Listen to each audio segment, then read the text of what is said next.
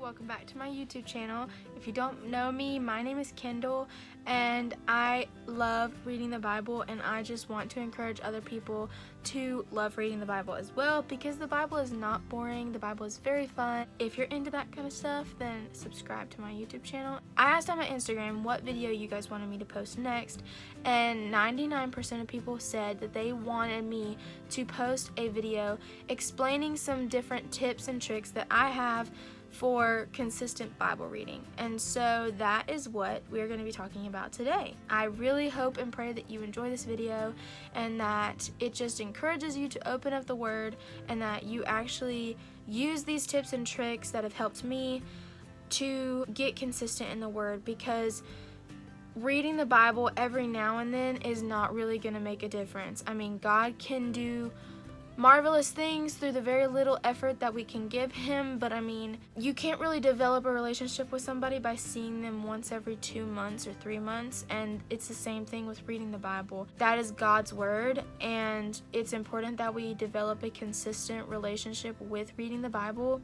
because He saw it important enough to have it written over a period of several thousands of years, and so we should find it important enough to sit down and read it. So let's go ahead and get into the video. Hello there, this is just a brief interruption. I just wanted to say I'm sitting here editing the video, and I just seem super out of it. My energy is just super low. What you don't know is that about 30 minutes before I filmed this video, I had just taken melatonin. So I am like groggy and sleepy in this video, and I did not want to refilm it. So if it seems like I'm a little off and it seems like I'm a little tired and uninterested, it's because I just took melatonin. I hope you still enjoy the video regardless. The first tip that I have is to not wait until you feel the right way. A lot of people often don't read their Bibles because they don't feel like it, because, you know, it's too late, they're too tired. The excuses for not reading your Bible are just like infinite. Okay, if you really sit and think about it, you can come up with any excuse you want to not read the Bible. Don't wait for your feelings to line up with the desire to read the Bible. Our feelings are so mischievous. They trick us. So overall, your feelings should not be trusted. That's why the Bible says in Proverbs that the heart is deceitful and that we should not trust it. That's what it's talking about, is feelings. Our emotions are so deceitful, and they trick us and they lead us down wrong paths. You need to read the Bible first, and you will, trust me, you will feel much better after you do it. And then once you start doing it consistently, nothing's gonna stop you, because your feelings aren't gonna stop you, because you're going to remember how good it felt to read your Bible, so you're gonna want to do it again. But that first couple of times that you're starting to develop the habit, it is so hard because your feelings are going to trick you, but don't let them. Tip number 2 is to find a reading plan that works best for you given the season of life that you're going through.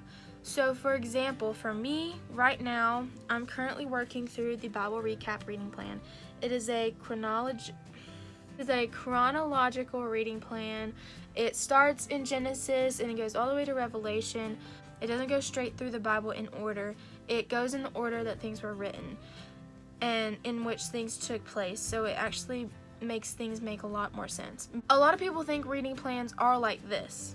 They think a reading plan is a plan that helps you read through the whole entire Bible, or a plan that helps you read through a book of the Bible, or a plan that helps you read the Old Testament or the New Testament in a certain amount of time. But that's not always the case.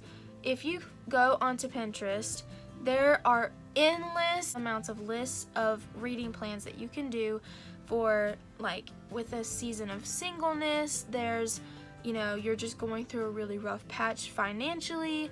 Any reason, any situation that you're going through, any feelings that you're going through, there's probably a plan for that on Pinterest. I recommend finding a reading plan that sets you up to where you're going to be reading things that are like actually applicable to the situation that you're going through. In the very beginning, it's going to be very helpful for you to be actively reading something that every single time you read, you're going to be able to take something away from it and apply it to your life. Step number 3 is to use tools that inspire you to create. Now, I just uploaded a YouTube video about the study tools that I use that I really love and that help me to get into the Bible. So if you're looking for new resources, I highly recommend that you go over to that video. I'll have it linked below. But I will go ahead and share just a couple that I recently bought that have once again revamped my creativity and just make me want to read the Bible and get creative. First, I'm a Crayola lover. They're so cheap, they're so good, and there's so many colors. And if you know anything about me and my Bible, I love color. I love the Crayola extra fine super tips. I love the Crayola regular super tips. And then I recently got the plain Crayola markers in this big variety pack of 64. Hello. It was only like 15 bucks. And it's got the skin colors, the colors of the world pack in there too. So cheap, so good, so many colors, so many things to work with. I highly recommend that. And then this is something that I was gifted several years ago, but it's something that I think can help a lot of beginners when it comes to Bible journaling or just getting creative in your Bible in general. It's the Inspire Bible, the Bible for creative journaling. This is the one that I was gifted like 6 or 7 years ago. Each page has, or not each page doesn't have this, but every other page has like a coloring book thing that you can do. This is one that I did. I probably found it on Pinterest. This is not original. That is something cool that I kind of was into for a while, but then it's just kind of surface level in my opinion. But again, this is just another thing that can kickstart your creative juices flowing, so maybe you could start with this. So the 4th tip that I have for you is to find an accountability partner. So by that, I don't necessarily mean that it's somebody that is doing the same exact plan as you, using the same exact tools as you. This accountability partner can literally just be somebody that you go to and say, hey, this is what I've been reading, this is what I've been learning, isn't it so cool and interesting? It's just somebody that you talk to about your Bible reading. You'll have a conversation about it, because oftentimes if we keep stuff in our heads when it comes to Bible reading, then that makes it a lot more boring, because we're not actively putting to use the stuff that we're learning. When it comes to Christianity and stuff that we're learning, the more that we learn, the more we're supposed to be sharing the stuff that we're learning. We're not meant to be keeping all this stuff inside. And so you need to find somebody. They don't even need to know. You don't need to be like, hey, can you be my accountability partner? It can literally just be somebody that you just talk to every now and then about what you're reading or what you're going through. So for me, I obviously have you guys. So you guys are my accountability partners. I share what I've been learning over on my Instagram, sometimes on my stories, and a lot of times over here on YouTube in my YouTube videos. This is literally an example of that. I'm sharing with you the wisdom that I have learned so that you can then use it for yourself and share it with other people that are struggling as well. So find an accountability partner. That way what you're reading doesn't just get stuck inside your brain, but that you can actually put it to use, and it can become a lot more interesting because you can see the power that God's Word actually has once it starts spreading out throughout your community because of you sharing what you're learning. Alright, tip number 5 that I have is to carry a Bible and some tools with you everywhere that you go. So for me, what this looked like was me carrying around a diaper bag looking thing. It's literally something that you keep in your living room and you put diapers in. But I turned it into a Bible bag, and it's like big. It's probably this wide, and it's not easy to carry around. It's very heavy. But what I did with it was while I was at school, which was my job, and I was working, I kept it there so that in my free time I could sit down and read and study. And then on the weekends, I would take it back home and I would study over the weekend. Because I carried it around with me, anytime I had the free time to do that, it just gave me the extra added push to actually read. Because my Bible bag is heavy, it was like, okay, I put in the effort in bringing it here and making sure that I had it at my work, so I better use it.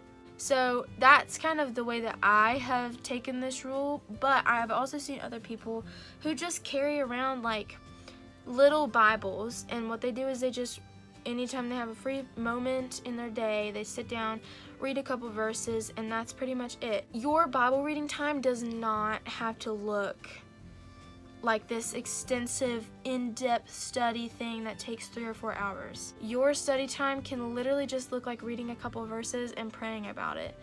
Just as long as you're getting the word in constantly, God is going to use that. Rule number 6 is, if you have a question or something comes up while you are reading that does not make sense to you, it is okay to go down that rabbit hole. If you're ever reading something and you're reading the Bible, you know, and you get to a word, or you get to like an action that somebody did, and you're like, why did they do that? Why did they say that? What does that mean? What does that mean for me today? What does that mean for them back then? And you just like are filled with all these questions, and you're like, wow, I never even realized that that's what was going on. I am kind of confused right now, but maybe I should just skip it and move on. This is like just a little question, not a big deal. Let's just move on. Don't move on. If you have a question about something, go on Google, look it up, look at your commentaries, ask pastors, ask your friends. For me at least, the curiosity that I have about God's word is so crucial to continue encouraging me to open up the word and dig more deeper, because every time I learn something new, it only just sparks my passion for wanting to learn more things. God is so mysterious, and he is so infinitely intricate and beautiful, and he is full of design and creativity, and he gave us curiosity so that we would go out into the world and seek him. Don't stop yourself from asking questions. Don't stop yourself from digging in deeper, even when it seems unnecessary, because there's gotta be a reason why that one word or that one sentence or that one action or that one person or place or thing or animal, blah, blah, blah, blah, tricked you up. There's gotta be a reason for it. You look into it, and God will bless you. My 7th tip for staying consistent in reading your Bible is to find a reading method and a study method that works best for you. I actually have a video posted up. It's a How I Study the Bible video, and in it I go very briefly in depth about, you know, my method and how I do it. If you look on Pinterest, if you look on Pinterest and if you look on Pinterest and you search Bible study methods for reading your Bible, anything along those lines, you will find so many, and usually they're put into like these acronyms. So like, for example, probably the one that you most of you have heard of is the SOAP study method. I think S is for scripture, so like reading the scriptures. O is for observation, and A is for application, and P is for like prayer or something like that. Oftentimes, one of the most asked questions that I get personally is, where do I start? When I get there, what do I even do? Because most people, it's so sad, and this is what I hope to fix, but most people don't even, if you just heard that, that's not a gunshot. It's the 4th of July weekend, so let's just ignore that. Most people only hear scripture from their pastors. They don't read it themselves.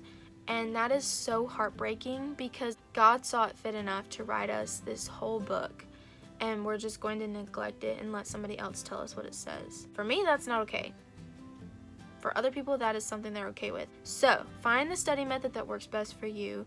There's so many resources out there. You can utilize my video, look at my Instagram for ways that I do it. But just at the end of the day, find something that works best for you. Tip number 8 is to connect your Bible reading with another daily task that you do. And this is actually a tip that I don't personally do. I never even thought to do it. Somebody actually told me this on Instagram, and it was just like, genius, why didn't I think of that? They told me that what they do is in the mornings they always make their cup of coffee. First thing in the morning, they have to have their cup of coffee. And so making the coffee, waiting for it to actually get hot and for it to come out, that takes a few minutes. And so in those few minutes, as they're waiting for their coffee, they read the Bible. And because they connect making coffee with reading the Bible, it's just become a normal part of their daily routine. And so that works for them. So find a time in your day or a task that you're doing in your day that you can connect Bible reading with. It doesn't even have to be a time of day or a task. I know some people, they have like a long commute to and from work.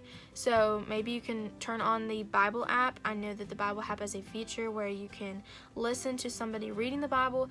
That is another great way for you to get in the Word. Just any way that you can get the Word in your daily time, in your daily routine, in your daily schedule is good, and God will bless it. Tip number 9 is a personal call out for me. But tip number 9 is to leave your expectations at the door. I'm a person that has a lot of expectations, and it's not something that I mean to do. It's not something that I love about myself, but it's something that I really struggle with and I really try to overcome. Don't come into your Bible reading with expectations that it's going to be this amazingly beautiful and artistic thing. You're going to have pages full of notes. Don't think like that, because you could read the Bible one day and get so much out of it, and then the next day only get 1 or 2 things. Does that mean God's not good? No, God is always good. God is always faithful. It just means that that day you just couldn't find much to apply to your life, and that's okay. The season that you're in, the chapter that you're reading, just might not match those expectations, and I don't want your motivation to fade away because your expectations were not met. And again, this is a personal call out to me because I struggle with this. We're saving the best for last. Tip number 10 is to pray and to ask the Holy Spirit to come in and bless your Bible reading and to help you really soak up His Word. Please do not underestimate the power of prayer. I highly recommend that you always start your Bible reading time with prayer, and if you are sincere and you are diligent about this Bible reading and you really want to make it a consistent habit, then you need to include the Holy Spirit and pray about this, because I guarantee you He will bless you through it. Okay, I really hope that you enjoyed this video. I pray with my whole entire heart that this video just encourages you to dig deeper into your Bible, because the Bible is very fun and it's very underrated, and I just pray that this changes your whole perspective on Bible reading. I know that if you clicked on this video, you are probably struggling with your reading schedule. Don't be ashamed of that. If you only pick up your Bible once every few months, don't be ashamed of that. There are billions and billions and billions of other people just like you. God sees your effort. I just pray a blessing over your Bible reading. I pray that you can really use these tips to help you stay consistent, but I pray that you don't neglect the Holy Spirit in your Bible reading time. Make sure to include Him, because without God on your side, you will fail. I have done it many, many times, and so don't be like me, but include Him. Again, my name is Kendall, and you can follow me on Instagram. That's where I post on my stories, and I am looking forward to seeing you guys in the next video. Bye!